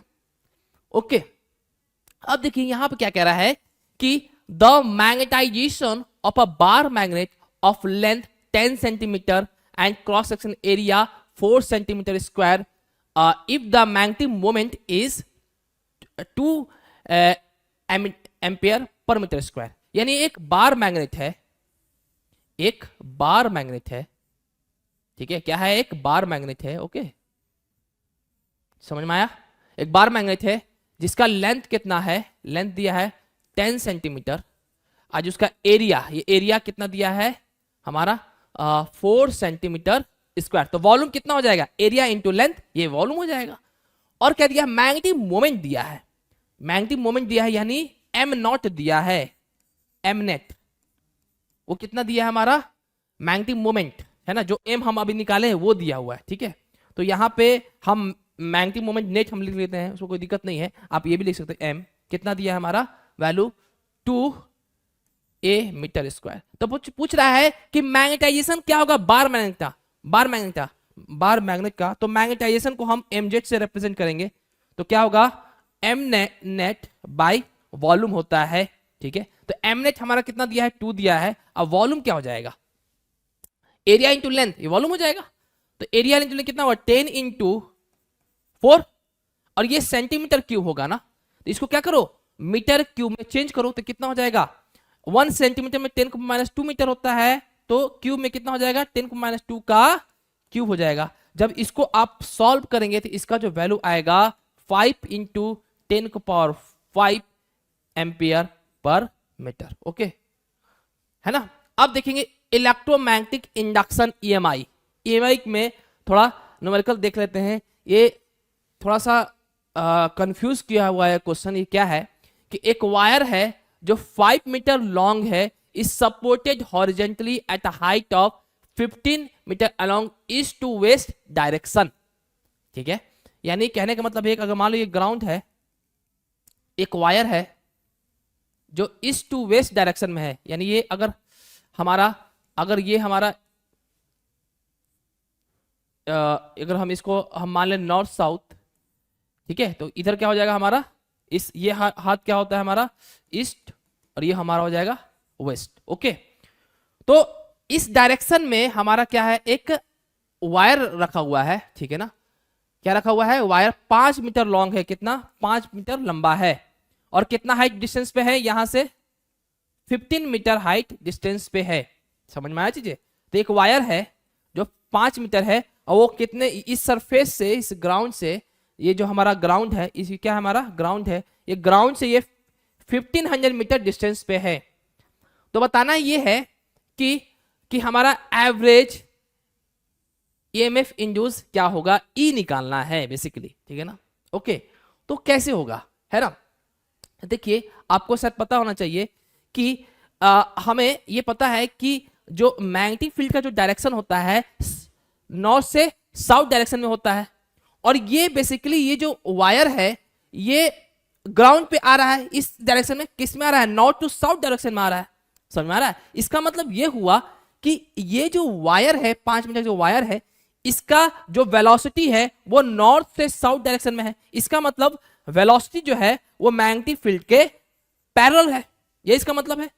नॉर्थ से साउथ डायरेक्शन में हमारा मैग्नेटिक फील्ड का डायरेक्शन है, और दूसरी बात है कि ये जो वायर है ये basically north to south direction की तरफ आ रहा है, यानी नॉर्थ और मतलब ग्राउंड में गिर रहा है, इसका मतलब क्या है, ये हमारा नॉर्थ है तो साउथ है, तो नीचे की तरफ आ रहा है। तो इसका मतलब है कि मैग्नेटिक फील्ड का डायरेक्शन और वेलोसिटी का डायरेक्शन क्या है, सेम है। तो हमें पता है कि E इक्वल टू क्या होता है, BLV साइन थीटा होता है। अब हमारा थीटा क्या है, theta is the angle between the V and B होता है, तो थीटा का वैल्यू क्या हो जाएगा, 0 हो जाएगा, तो BLV साइन 0, तो कितना हो जाएगा 0 हो जाएगा, यानी हमारा ईएमएफ जो इंड्यूस होगा वो कितना हो जाएगा 0 हो जाएगा। समझ में आया अच्छे से, ओके। नेक्स्ट पढ़ेंगे, नेक्स्ट तो बहुत आसान है, ठीक है। यहां क्या है, एन ईएमएफ ऑफ 91 मिलीवोल्ट, यानी हमारा जो E का जो वैल्यू दिया हुआ वो कितना दिया है 91 मिलीवोल्ट दिया है, इसका मतलब ये हुआ कि 91 इंटू 10⁻³ वोल्ट दिया हुआ है, ये मार्च 2022 में आया है। In the winding of a coil, यानी कॉइल में जब विंडिंग करेंगे तो इसका जो ईएमएफ जो इंड्यूस हो रहा है वो कितना दिया है 91 मिलीवोल्ट, है ना। When the current in a coil near by coil is increasing at the rate of 1.3 ampere per second है। यानी ये क्या दे रहा है, डी बाई डी टी दिया हुआ है ना, वो कितना दिया है 1.3 ampere per second. What is the mutual inductance of the two coils? तो म्यूचुअल इंडक्टेंस क्या होता है, equal to E by D I by D T. ये सब पॉजिटिव क्वांटिटी में लेते हैं, ओके। तो यहां पे ई का जो वैल्यू आ रहा है वो कितना है 91 इंटू 10 को power -3 divide by D I by D T कितना है 1.3 है। तो जब इसको मैं सॉल्व करूंगा तो इसका वैल्यू आएगा 70 इंटू 10 को पावर -3 हेनरी इक्वल टू क्या होगा 70 मिली हेनरी। ओके, कितना आसान है, ओके। अब देखिए यहां पे देखिए, two inductor coil with inductance 10 milli henry and 20 milli henry are connected in series. यानी ये एक इंडक्टर है, दो इंडक्टर है जो किसमें है, सीरीज में कनेक्टेड है। तो यहां पे जो हमारा L1 है वो कितना है 10 मिली हेनरी है, और जो L2 है वो कितना है हमारा 20 मिली हेनरी है। तो बताना है कि resultant inductance of the combination of coil क्या होगा, यानी L इक्विवेलेंट निकालना है। तो देखो जब सीरीज में होता है तो हम क्या करते हैं, सिंपली इसको जोड़ देते हैं L1 प्लस L2। और जब ये पैरेलल में होगा तो क्या लिखेंगे, पैरेलल में क्या होता है हमारा L इक्विवेलेंट हो जाएगा L1 L2 अपन L1 प्लस L2 हो जाता है। ये पैरेलल केस में होता है, लेकिन इस सीरीज में है तो इसको सिंपली जोड़ देंगे। तो L1 क्या है हमारा 10 प्लस 20 इक्वल टू कितना 30 मिली हेनरी हो जाएगा, ओके। Next question. अब इसमें देखिए कि एक एयरक्राफ्ट है of wing span of 50 metre flies horizontally in earth magnetic field of 6 into 10⁻⁵ tesla. यानी ये क्या कह रहा है, देखो एक सपोज करो कि ये हमारा क्या है, सपोज करो पता है ये क्या कह रहा है। जैसे आप जानते हैं कि मान लो ये हमारा एरोप्लेन है, समझो इस बात को, एरोप्लेन है ना। तो ये जो दिख रहा है ये दिस वन, ठीक है, this is the wing length of the wing of the aeroplane, ये दिया हुआ है, इसका लेंथ दिया हुआ है। और हमारा जो एरोप्लेन का जो वेलोसिटी इस तरफ है और हमारा जो मैग्नेटिक फील्ड है वो कहां हो जाएगा, नीचे की तरफ है, ठीक है। इसका मतलब ये हुआ कि विंग और जो एरोप्लेन का जो वेलोसिटी है और जो मैग्नेटिक फील्ड है वो आपस में क्या है, म्यूचुअली परपेंडिकुलर है। समझ में आ रहा है? तो जब म्यूचुअली परपेंडिकुलर होता है तो E इक्वल टू सिंपली हम VLV लिख देते हैं। समझ में आ रहा है अच्छे से? इसमें किसी को डाउट है क्या? ओके, तो यही यहां पे लिखा हुआ है। तो हमें बेसिकली यहां पे देखो एरोप्लेन है, ठीक है, और हमारा मैग्नेटिक फील्ड क्या है, अंदर की तरफ है, और हमारा विंग्स जो है ऐसे है, ठीक है, ऐसे है। समझ में आ रहा है चीजें? ओके, तो आपस में क्या है, ये म्यूचुअली परपेंडिकुलर है।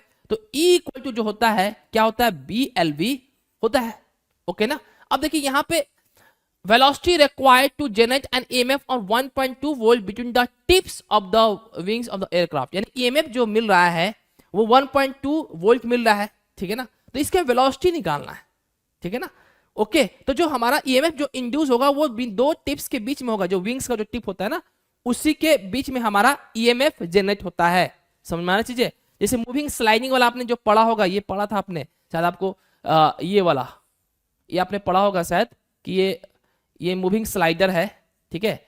और जब मूविंग स्लाइडर है तो हमारा मैग्नेटिक फील्ड अगर अंदर की तरफ लग रहा है, ठीक है, अब वेलोसिटी हमारा ये है और ये हमारा लेंथ L है, तो हम नहीं लिखते थे E इक्वल टू BLV लिख देते हैं, ये डायरेक्ट फॉर्मूला आता था E इक्वल टू BLV। तो वही कंडीशन है यहाँ पे, बस इसको थोड़ा सा इस फॉर्म में लिख दिया है बस, और कुछ नहीं है, सिंपली ऐसा ही है पूरा, ठीक है ना, क्लियर। चलिए, तो हमारा EMF जो इंड्यूस होगा वो कितना दिया है 1.2 दिया हुआ है, और B का वैल्यू कितना दिया है, अर्थ मैग्नेटिक फील्ड कितना 6 इंटू 10⁻⁵ दिया हुआ है, L का वैल्यू कितना दिया है 50 दिया है। अब वेलोसिटी मुझे निकालना है, तो वेलोसिटी हमारा हो जाएगा कितना, V इक्वल टू 400 मीटर पर सेकेंड। इसको आप कैलकुलेट कर लेना, आंसर आ जाएगा, ओके। नेक्स्ट देखते हैं, बहुत ही आसान, इसके जैसा कोई क्वेश्चन है भी नहीं, बहुत आसान है। देखिए एक EMF, देखो वही क्वेश्चन है जो मैंने अभी कराया है, वही क्वेश्चन है। देखो व्हाट इज द, देखो EMF ऑफ 96 मेगावोल्ट, यानी E का जो वैल्यू है वो कितना दिया है 96.0 मिलीवोल्ट। देखो कभी कभी हम ऐसे लिख दे रहे हैं, दोनों बराबर है, इसमें कंफ्यूज मत होना, है ना। कभी हम ये लिख दे रहे हैं, कभी हम ये लिख दे रहे हैं, दोनों बराबर है, ठीक है। तो ये EMF इंड्यूस कितना है 96.0 मेगा मिली वोल्ट, तो क्या होगा 96 इंटू 10⁻³ वोल्ट हो जाएगा। Is induce in the winding of a coil when the current in nearly coil is increasing at the rate of 1.2 ampere per second. यानी di/dt कितना दिया है, कितना दिया जी बताइए, कितना दिया है 1.2 दिया है ampere per second. What is the mutual inductance, यानी m निकालना है। ये जुलाई 2022 में आया था, तो m का वैल्यू क्या होता है, m equal to E upon di/dt होता है। तो e का वैल्यू क्या हो जाएगा हमारा, e का जो वैल्यू होगा यहाँ पे e का वैल्यू कितना दिया है हमारा 96 इंटू 10⁻³ और di/dt क्या हो जाएगा 1.2 हो जाएगा। जब इसको कैलकुलेट करेंगे तो इसका जो आंसर आएगा 80 इंटू 10 का पावर क्या हो जाएगा 10 का पावर ऐसे निकालो ना 10 का पावर -3 हेनरी, इसका मतलब हो जाएगा 80 मिली हेनरी हो जाएगा। ठीक है ना, आसान क्वेश्चन है, इसमें तो कुछ करना ही नहीं है। ठीक है ना, अब ये देखिए ये भी बहुत आसान क्वेश्चन है, द मैग्नेटिक फ्लक्स, क्योंकि देखो ये ऐसा क्वेश्चन है कि इसी पे पूरा EMI बेस है, इसी पे पूरा क्या है EMI बेस है। ठीक है ना, तो the magnetic flux through a loop is varying according to a relation phi का वैल्यू कितना दिया है 6t² + 7t + 1। ये कब आया है, मार्च 2017 में आया है। Where phi is in milliweber, यानी मिली में है। ठीक है, इसका मतलब क्या करना पड़ेगा, इसको 10⁻³ से मल्टीप्लाई करके वेबर में लाना पड़ेगा। ठीक है ना, ओके। एंड टी क्या है सेकंड में दिया हुआ। What is the EMF induce in the loop at t = 2 second, यानी E का वैल्यू जो निकालना है t = 2 पे कितना होगा वो निकालना है। अब E का वैल्यू का EMF इंड्यूस क्या होता है, E = होता है dφ/dt होता है, ये तो पता होना चाहिए। हम नेगेटिव साइन हमको इंपोर्टेंट, यहाँ पे नेगेटिव साइन कोई इंपोर्टेंट नहीं है, है ना, यहाँ पे हम पॉजिटिव क्वांटिटी लेंगे। तो E = क्या d/dt, फाई का वैल्यू कितना दिया है, फाई का वैल्यू बताओ 6t² + 7t, समझ में आया अच्छे से, 7t + 1 इंटू 10⁻³ हो जाएगा। अब 10⁻³ कांस्टेंट है ना, इसको बाहर निकालो 10⁻³ तो कितना लेंगे फिर d/dt 6t² + 7t + 1। अब इसको डिफरेंशिएट करो आराम से अच्छे से, तो कितना हो जाएगा 12t 6t² का डिफरेंशिएशन क्या होगा टाइम के रेस्पेक्ट में 12t + 7। अब ये क्या करेंगे dφ/dt जो है E, ये E आ गया। अब E क्या करेंगे t = 2 सेकंड में इसका वैल्यू क्या होगा, तो t का वैल्यू 2 पुट कर दो, तो 10⁻³ 12 इंटू 2 + 7। तो इसको जब हम सॉल्व करेंगे तो इसका आंसर कितना हो जाएगा 12 × 2 = 24 और 24 + 7 31, यानी 31 इंटू 10⁻³ किस फॉर्म में आएगा E का वैल्यू वोल्ट में आएगा। अब इसको जब चेंज करने क्या होगा 31 मिली वोल्ट हो जाएगा। समझ में आया अच्छे से, इसमें किसी को डाउट है क्या, ओके ठीक है आ गया, ओके आगे बढ़ते हैं। अब ये देखो ये भी आसान क्वेश्चन है, एक ही चीज बार बार आ रहा है क्वेश्चन, ओके। तो क्या है the coefficient of mutual inductance between primary and secondary coil is 2 Henry, यानी m का वैल्यू कितना दिया है 2 हेनरी दिया हुआ है। Calculate the induce EMF if current 4 ampere is cut off in 2.5 into 10⁻4 second. यानी कहने का मतलब ये है कि जो हमारा करंट का जो वैल्यू दिया है, सॉरी हाँ करंट का जो वैल्यू दिया है DI, उसका वैल्यू दिया है 4 एम्पियर, और जो DT जो दिया हुआ है वो कितना दिया है हमारा 2.5 इंटू 10⁻⁻4 सेकेंड दिया हुआ है। ठीक है ना, ओके। तो हमें क्या निकालना है EMF इंड्यूस निकालना है, यानी E निकालना है। तो देखो आपको पता है कि सबसे पहले हम di/dt निकाल लेते हैं। देखो क्या होता है m = आपको पता है E/di/dt होता है, ये होता है कि नहीं होता है ना। अब इसको क्या करो E = क्या हो जाएगा m इंटू di/dt हो जाएगा। म्यूचुअल इंडक्टेंस कितना हो जाएगा हमारा 2 हेनरी, एंड di क्या हो जाएगा हमारा 4 एम्पियर, और टाइम कितना है भाई 2.5 इंटू 10⁻⁻4 है। तो जब इसको जब कैलकुलेट करेंगे तो कितना हो, इसका कैलकुलेशन तो आसान है, ज़्यादा टफ तो है नहीं, आप लोग कर सकते हो आराम से। इसका जो वैल्यू आएगा 3.2 इंटू 10⁴ वोल्ट, ठीक है ना। ओके, तो मैंने जो 4 चैप्टर्स जो है, जो मैंने बताया था कि 4 चैप्टर, तो मैंने उसको कंप्लीट कर लिया, ठीक है। और अब जो अगला जो 3 चैप्टर्स है वो भी कंप्लीट कर दिया जाएगा बहुत जल्द, है ना। और आपसे रिक्वेस्ट है कि जब आप मेरा लेक्चर्स देखें तो आप जरूर कमेंट कीजिए कि आपको मेरा लेक्चर कैसा लगता है, ताकि मुझे मोटिवेट मिले और ज़्यादा से ज़्यादा आपके लिए मैं वीडियो लाऊं। ओके, तो और इसी के साथ मैं अपने लेक्चर्स को मुकम्मल कंप्लीट करता हूं।